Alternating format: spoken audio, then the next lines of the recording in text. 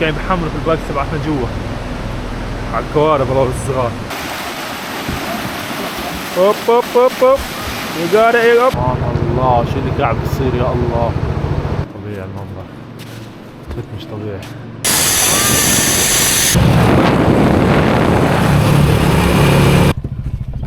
وي Can you do?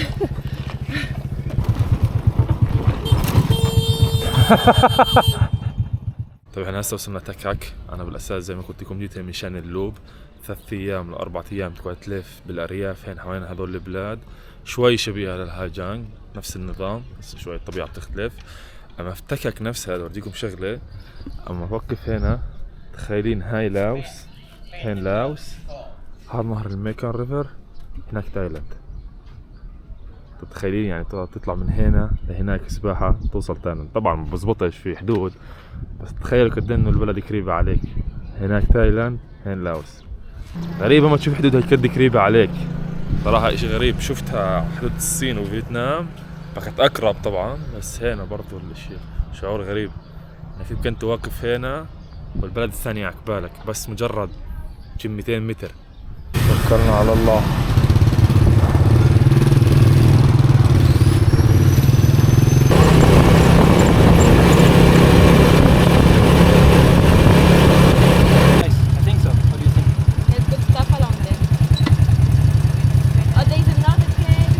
مجموعتنا عبارة عن أصحاب التقينا على الطريق. صبي قدام الفرنسية في صبي وراي من كندا في أخرى شاب وصبي فرنسية بس كلياتنا التقينا بمناطق مختلفة تماما. يعني أنا وهاي البنت التقينا بفينفيانج والبنت الفرنسية الثانية التقيتها بلوان بروفانج.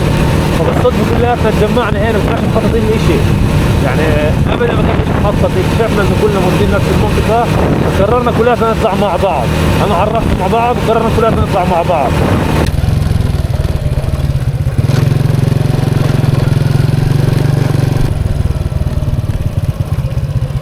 محطتنا الثانية لللوب تافالانج ووترفول. هين بكو بالزمان يجي الفرنسيين المحتلين الفرنسيين يجوا مشان يستجموا. الجروب اللي قلت لكم عنه ولا واحد بقى يعرف الثاني. التكيت هاي الصبية فينفيانج هاي الصبية بلونكوبانج الصبية هاي بكت فيتنام. عرفنا كلهم مع بعض طلعنا كلاتنا مع بعض هسه. هاي حلاوة انك تسافر لحالك.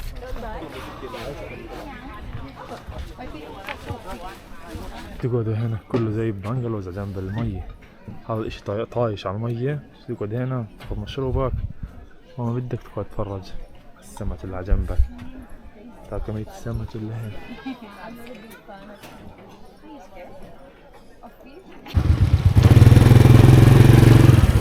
I was knocked down, heard the countdown through the haze in the face of defeat, yeah. I was ruled out with no bailout on my own, all alone, left to bleed out. But I rose up from the ground, just like I was spellbound. All the odds were against me, so I picked up the pace, and now I'm in the race. Give me some space. I'm a movement and I ain't losing.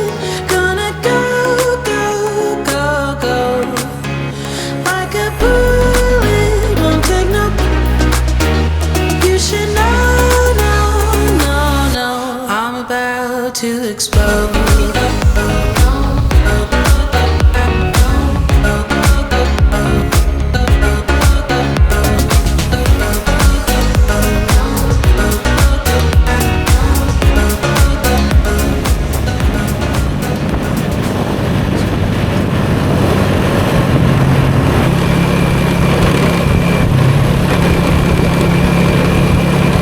هسه وصلنا اخر محطة لليوم في اول يوم لللوب سانسوك ووترفول شلال.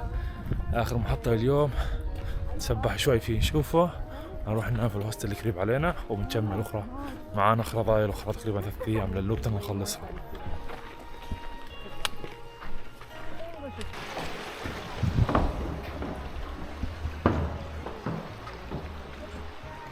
وينك يا شلال وينك؟ وين الشلال؟ صرنا فترة مش شايفينه. اوب هيك اللي شفناه. It's beautiful. Wait.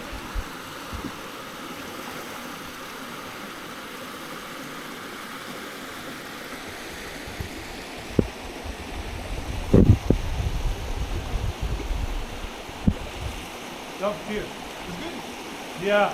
Wait, don't jump on me. Trust you, man. Don't. Trust you. Go for it.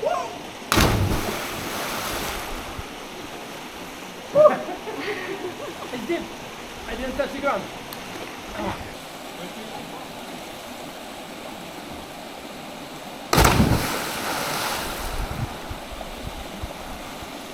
كانت صراحة وقفة سريعة بس عن جد حلوة بتستاهل. قفزنا قفز بعد تقريبا 9 متر ولا ايش؟ لا نفسي بتجنن، مي بتجنن السباحة. بس البلد اللي احنا اصلا مش حاجزين فيها ولا هاستل، الاشي بحمس كثير. خلينا نروح ندور اذا بنلقى محل ننام فيه اصلا الليلة، بما انه احنا 5 فهذا الاشي صعب ان نلقى اصلا محل ننام فيه.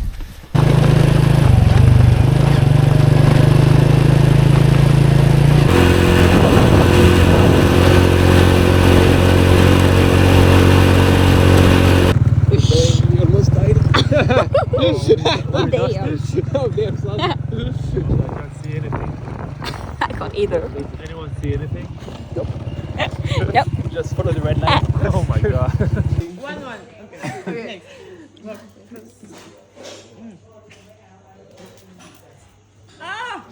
صباح الخير من اليوم الثاني لللوب. هسه قدامنا تقريبا 3 ساعات سواقة من المحطة اللي احنا فيها للمحطة اللي جاي علينا، فخلينا نبلش.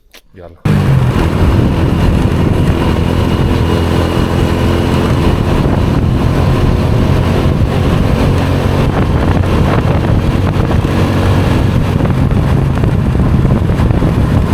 هو البوذا اللي وعدونا فيه.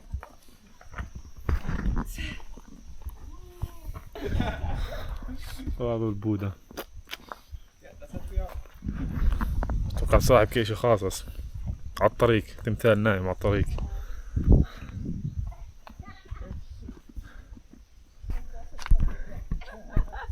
You know that's gonna be in YouTube, that's in a video.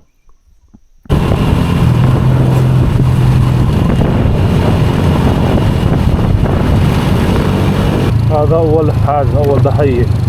البنت اللي كانت راكبة على هاي البايك هشت، اضطرينا نبدلها، قعدنا ورا الشوكة ذاك الصبية ياخذ البايك تبعتها لأنها كانت تسوق بس.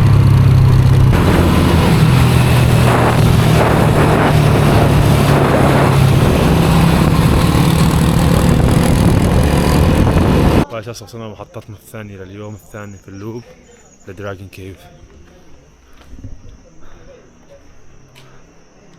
المدخل هذا المدخل الصغير، تحس حالك هنا زي حالك تحت اير كونديشنر، زي تحت مكيف عشان الهواء كله قاعد منشفط جوا الكهف. تسكع شوي، درجة الحرارة هنا 37 بس احنا فاتين على الكهف زي انك فايت على مكيف.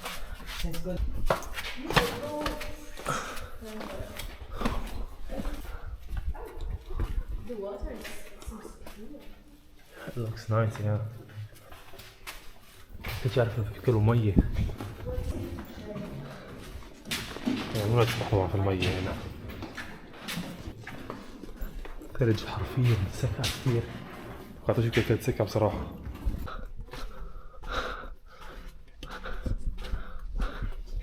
عذاب نتخم مترين هين طولك. Yeah, it's so low. Oh my god, it's huge. كهف ضخم. صار تقريبا 7 دقايق بنفوت جواته. طعمه ضخمه. It's big. اللهم صل على سيدنا محمد. ما أضخم من جوا. تخيلين احنا جينا من جوا هناك قعدنا 7 دقايق وحنمشي جواته. طاون وصلنا. اللهم صل على سيدنا محمد.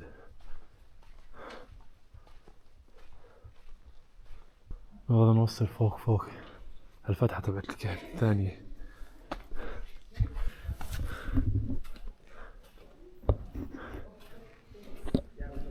مقارنة بحجمه طبعا صغرنا جواته نملي.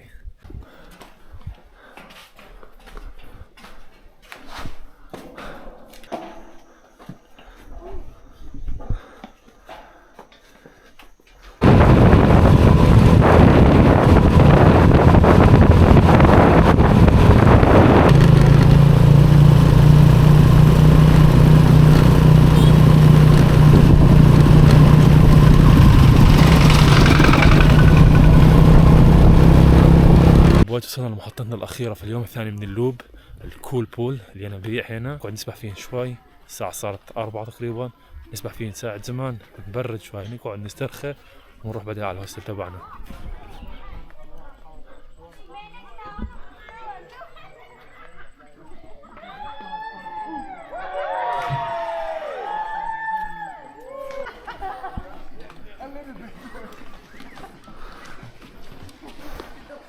ماي متثلجة حرفيا، تسمع كلب ثلج. وهذا المنظر اللي محاوطك.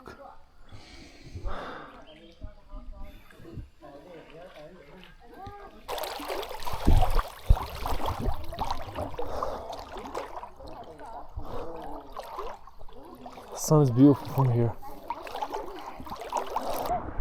I think if you can, you'd like to, you should do filming it. If you die, I'm filming this, okay? Say goodbye to your parents. Just to send it to your family at some point. Yep. No. Jump like far. Try to jump far, okay?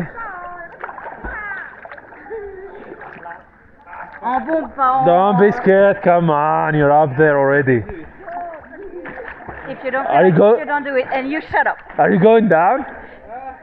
Man, everyone looking at you. Jump for it. Shut up. You shut up. You should jump. I don't think so. I would come jump after you. Don't worry. I saw a lot of guys jump. It's deep. Shut the fuck up. Come on, man. I want a cool video. Jump. But I can film you if you like. Just don't push him. And it works by pride, so. محلاه. خلاص هسه خلصنا. نحاول نوصل الهوستل كلمتين للدنيا. وايش خلصنا اليوم الثاني إلنا. خلاص وصلنا الهوستل، ننام ونكمل بكرة. صباح الخير. اليوم الثالث من اللوب. نوقف نفطر هنا بالسوق هذا، نكتب شغلي على السريع وبعدين نروح على الزيب لاين. وصلنا أول محطة اليوم، براك فيو بوينت زيب لاين. نعملها زيب لاين بين هذول اللايم ستونز. الاكتيفيتي الفعالية كلها ساعتين على بعضها، زي ما انتم شايفين. بتصير تتنقلوا بين الجبال لمدة ساعتين، تتنقل بين الجبال، والتكلفة تبعتها $30. شوي غالية بس فعالية لازم تنعمل، لأنه المناظر هنا بتجنن بصراحة. زي ما انتم شايفين بتصير تتنقل من لايم ستون للثاني، يعني تبلش هين تروح على قمة هذاك الجبل، بعدين على قمة هذا الجبل، بعدين على اللي بعده، على اللي بعده، على اللي بعده، لمدة ساعتين. والمناظر هنا تصير حلوة، عشان كل الجبال هنا لايم ستون زي ما تشوف شكل الصخور هيك. كل الجبال هنا معنا التمضة انه حدا مسؤول عنك عشان تتسهل. جاهزين للمعركة.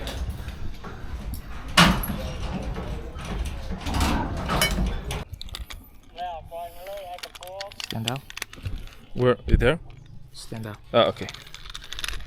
You ready? Yep. المرحلة الأولى. Let's go. Let's go. Yep.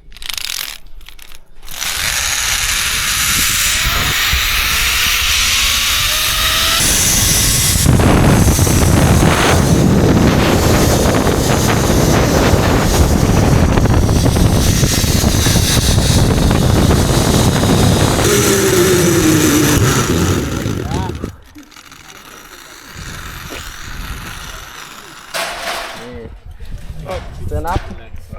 صارت من المنصة بتطلع تعربش، تطلع المنصة اللي بعدها اللي هي هين على الزيب لاين اللي بعدها، المنصة اللي بعده هو هيك. بضلك تكمل من منصة لمنصة.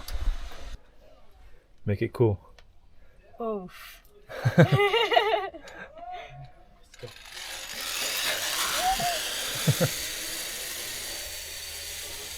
Yep. Let's go. Yep.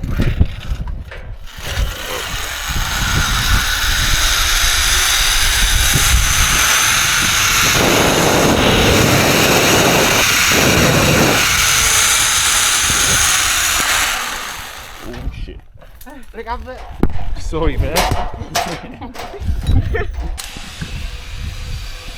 Say something to the camera. Yeah, That's it? that's it. Okay, nice saying. Nimmst du an mein Gesicht ganz allein? Back me? Yeah.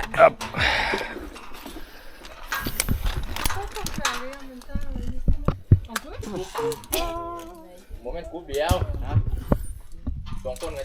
تمرق على الجسر، تمرق على اللي بعده، على الزبلان اللي بعده، على اللي بعده، على اللي بعده، كله عند هذول اللايم ستونز.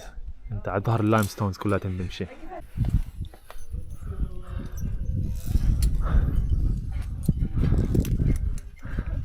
I don't think so, Mai. Oh my God. Please don't waste nature. Oh my God, that's hot. Yes.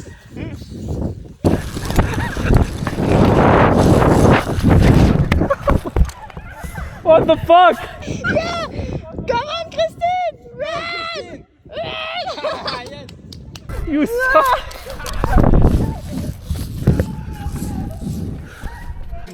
Em double D. Okay. Vale, vale, vale. Vale, ándale. Vamos arriba. Vamos arriba. Basically swimming in my own sweat right now. حقيقة صالة بتستاهل $30.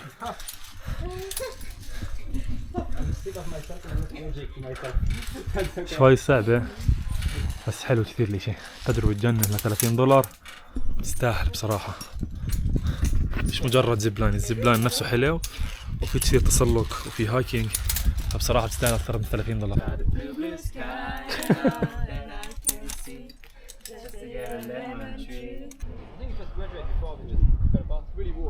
محمد مرة زينة من فيلم. يب Let's go.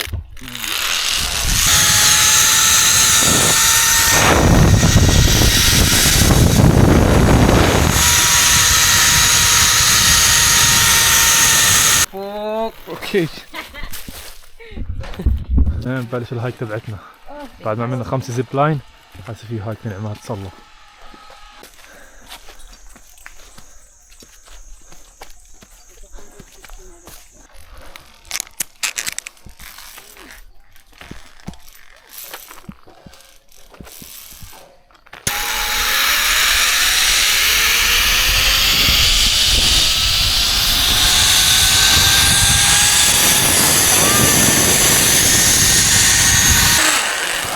نايس. يا جود. بعد ساعتين هسه خلصنا الفعالية. بصراحة $1,100,000 بتستاهل. $30 بتستاهل كل دولار منها. الفعالية في منها ساعتين $30، في نص يوم $60، وفي ليوم واحد $90، وفي تقدر تعمل ظل فيهن كبسولات تنام فيهن، تقدر تعملها ل3 أيام بس $400. بس كل مرة ساعتين حسب رأيي جنن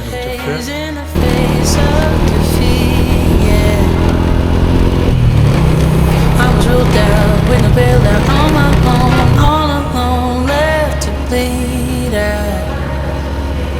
But I rose up from the ground, just like I was spellbound. All the odds were against me, so I picked up the pace, and now I'm in the race. Give me some space. I'm a movement, and I ain't losing. شوفوا أنا ماشي على الشارع. Like a bullet, won't take no. You should know, no. I'm about to explode.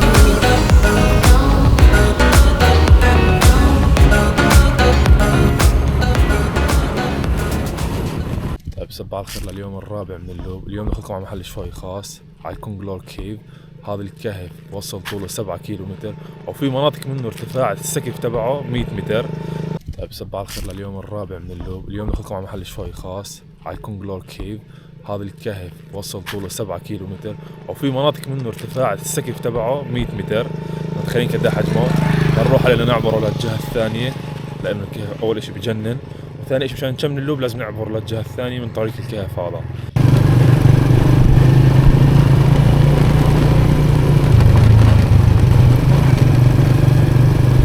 شباب نحمل باكس على القوارب، باكس تبعاتنا.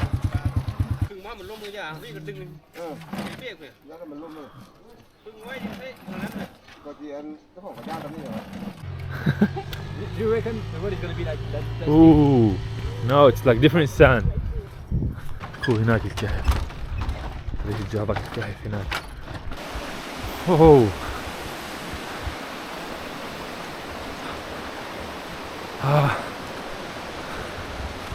كان بحمله في البايكس هناك. طلعوا كان يمشي في البايك سبعاتنا ما شايفين كل هاي الطريق. سيدي حملوهن هناك على البوت على القوارب. ايش قلت لكم ناخذكم مغامرة حلوة.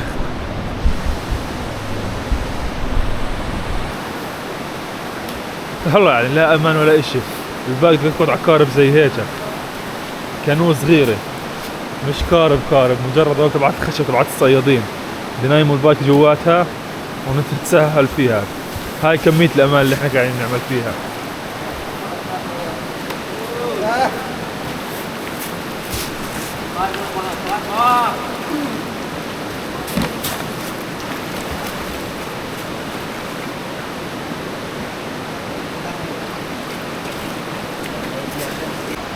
Thank you. Okay.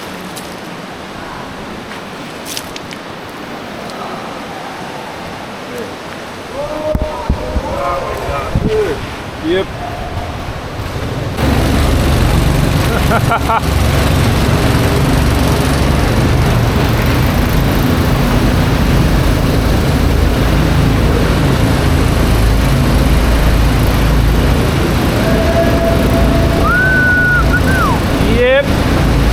طبيعي كنت الكهف عملاق. احنا ماشيين مسرعين يعني مش ماشيين بطيء لا الكارب سريع ماشي مسرع ساحب ضخم ما اعرضه بس حالك زي انه في بحر جوات الكهف نفسه.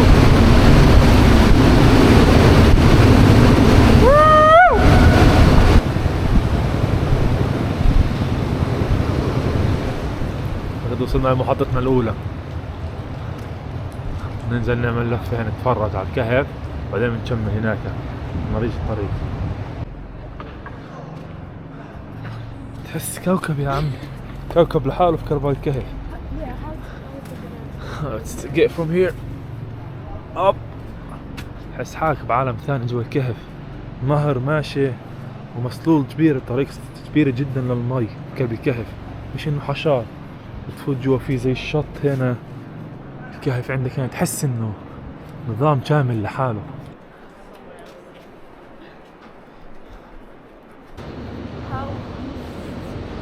صلى الله على سيدنا محمد. الضخامة تبعته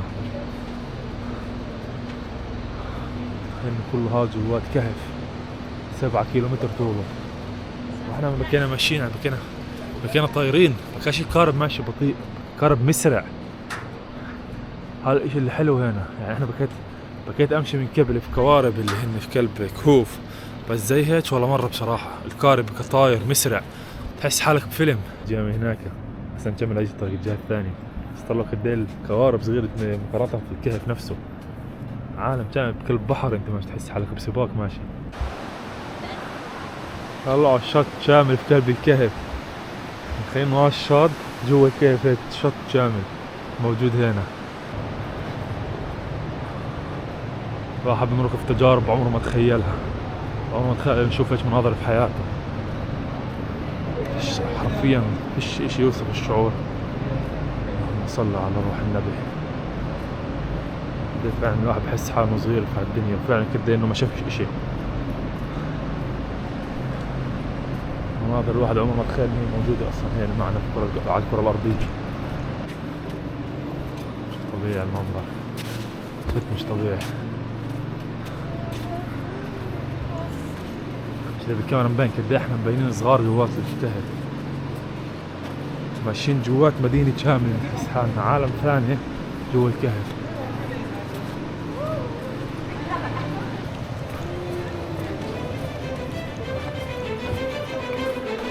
mà đi luôn bò qua đây kia qua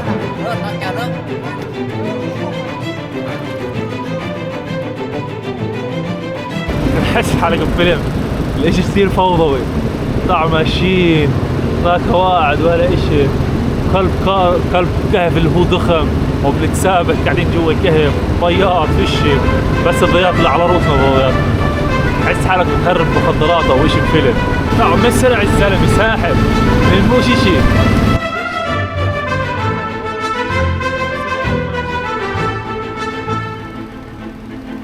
اللهم صل على سيدنا محمد. طامت خمس كهف حوالينا ذاك قد عرضه هذا قد الارتفاع. اللهم صل على روح النبي.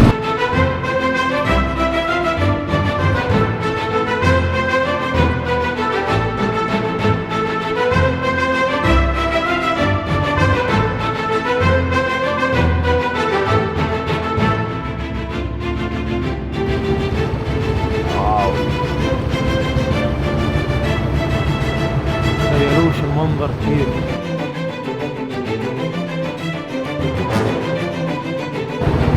سبحان الله شو اللي قاعد بصير يا الله.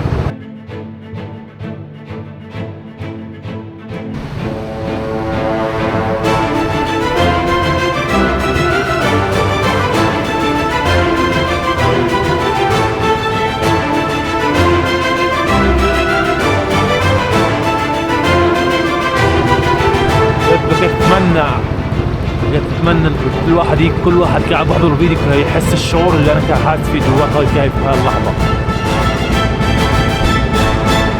صلى على سيدنا محمد. سبحان الله سبحان الله سبحان الخالق. تخيلين المنظر.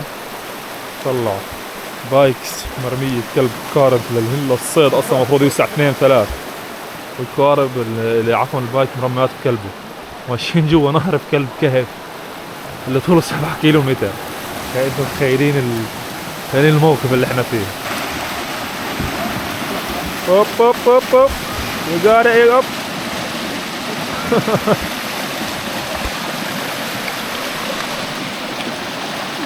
هاي وصلنا لمخرج الكهف بالجهة الثانية من الجبل.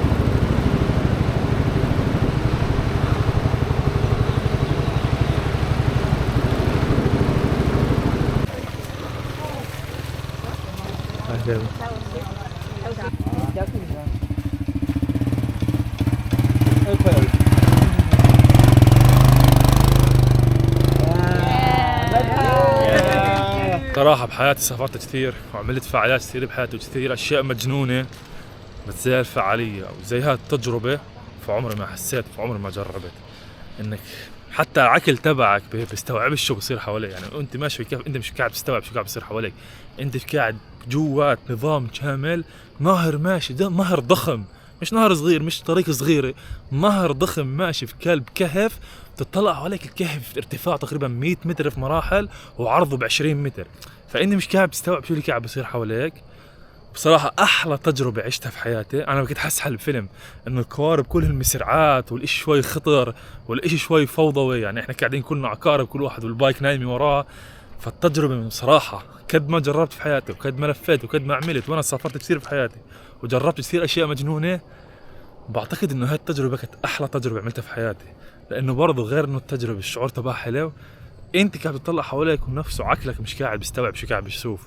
يعني انت بتتخيل قاعد بتشكك انه هذا الاشي موجود على كوكب الارض. فصراحة اللي بيجي على لاوس وبيعمل التاكا كلوب ممنوع يعمل سكيب هذا الكهف.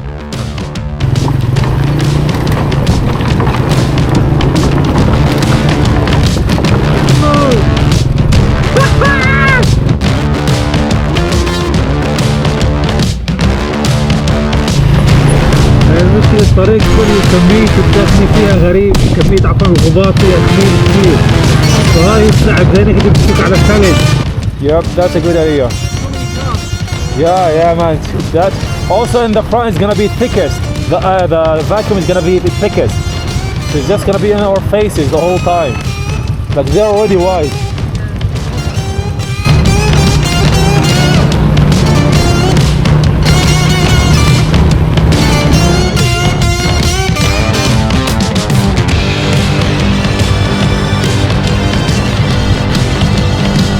Are you okay? Shit, yeah. It's like driving on ice, you have to be careful. Just go on this center. Yep. So you don't slide. Go in the center. Stay with the line. Because it's like so thick you're gonna slide. Yeah, stay with the in the center. No, back. Wait. Keep your right foot in the back brake. Don't use the front brake. It's gonna slide. Like your leg. Use only back brake. Yeah, don't touch the front brake. Only back brake. Yep. If you touch the front brake, you're gonna fall. Go. Easy.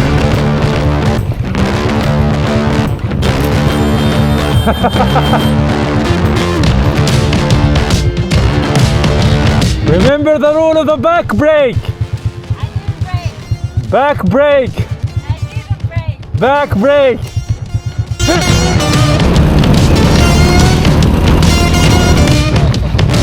Yep, both of them fall down. I think we need to help them.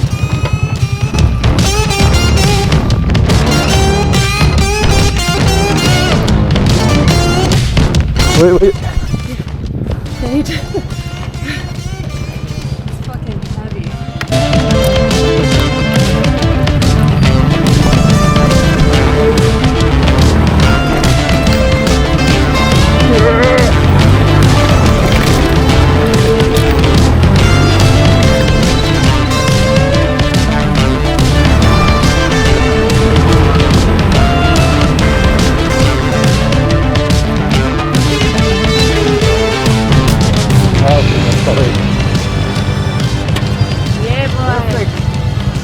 Nice, boys. Nice one, girls. Fucking did it. We did it.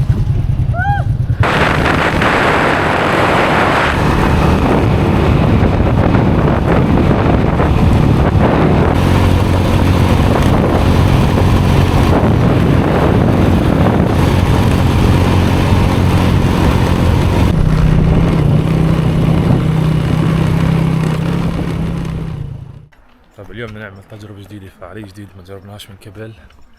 بدنا نتسلق جبل، نتسلق فوق.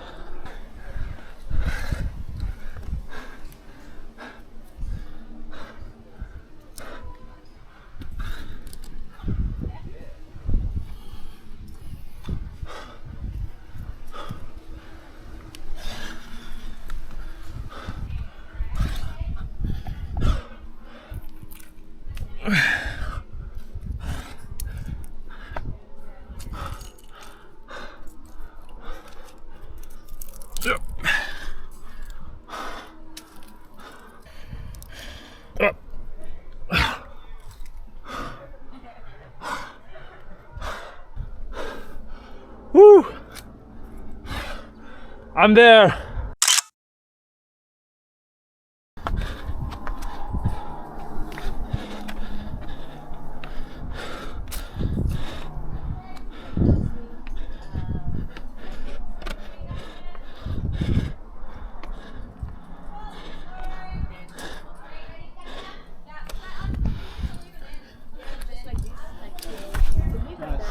طيب خلاص خلصنا ايش اليوم، خلص نتسلق اخر فعاليه للوبا عفوا. هسه نرجع من تكاك بعيده عنها 40 كيكه نرجع البايكس، وللاسف كلنا نتفرق كل واحد يروح على طريقه. بكت تجربه صراحه كثير حلوه. اللوب بكى احلى اشي فيها الصحاب، الرفقه اللي بكت فيها، بس للاسف هسه كل واحد يروح على طريقه. هاي الاشي الوحيد اللي بكرهه انك انت تتعرف على ناس هنا وتعمل معهم اصحاب، لانه راح يكونوا اصحاب وراح تقربوا كثير على بعض لفتره قصيره وبعدين راح يروحوا.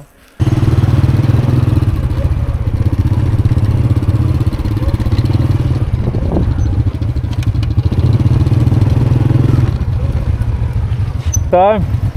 Last ride. One last time. Let's go.